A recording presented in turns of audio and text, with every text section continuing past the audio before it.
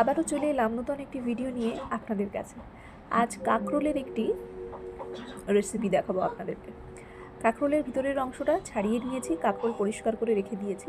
আর এখানে বাটিতে দেখেছেন ওই যে ছোট্ট স্টিলের বাটিটা, পোস্ত, তিল এবং সাদা তিলটা, ঠিক আছে, বাদাম, এই সমস্ত দিয়ে ভালোভাবে পেস্ট বানিয়ে আমি আলাদা করে রেখে দিয়েছি।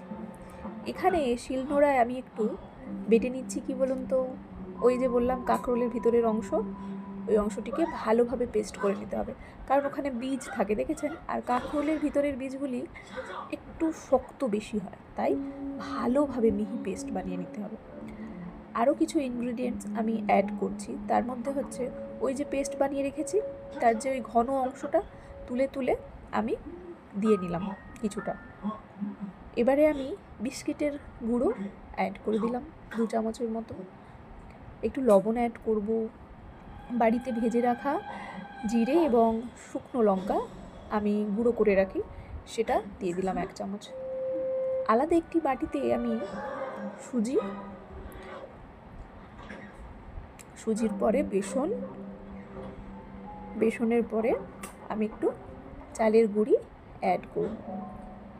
ভালোভাবে ওটা ঘন করে একটি ব্যাটার বানিয়ে রাখবো আলাদা করে। 2 রকম হচ্ছে কিন্তু দেখেছেন, এই যে শিলনোড়ায় যে বাটাটা দেখছেন, এটা হবে আপনার ওই কাঁকরোলের ভিতরে পুর হিসাবে যাবে, আর ওই বাটিতে যে ব্যাটার তৈরি করব সেটা আমি কি করব, ওটা চুবিয়ে তেলে ভেজে নেব।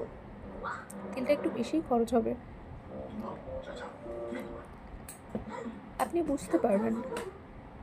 হ্যাঁ, একটু দই দই মতো হবে, এটা হলেই আপনার ব্যাটার তৈরি হলো। একটু ভালোভাবে ফেটে নিচ্ছি যাতে করে কোনো লাম্প না থাকে। এই যে ভিতরে আমি পুর দিয়ে নেব। কাঁকরোলের রং কি ভালো হয় বলুন। ছোটোবেলা না আমি এই কাঁকরোলগুলিকে দেখে ভাবতাম ইঁদুর, ওর দেখবেন লম্বা করে লেজের মতো, আমি ভীষণ ভয় পেতাম। এই যে গায়ে কাঁটা কাঁটা আছে, ইঁদুরের মতো দেখতে, আমি ইঁদুর ভাবতাম আর খেতামই না। আর এখন দেখুন না, সেই কাঁকরোলের আমি আবার রেসিপি বানাচ্ছি, সেটা আবার সোশ্যাল মিডিয়া শেয়ার করছি, ভাবা যায়। এই যে একটু বেশি তেল দিয়ে ভেজে নেব। আমার একটি ভুল হলো জানেন, এই ফ্রাইং প্যানে কিন্তু ভালোভাবে হবে না, গোল গোল যে করা তাতে ভালো হয়। আমি একটু শিলনোড়া না ভালোভাবে শুকিয়ে নিই। ওই যে আমার ছেলে স্কুল হতে ফিরেছে, ফুটবল খেলতে ব্যস্ত, এবারে স্নান করবে।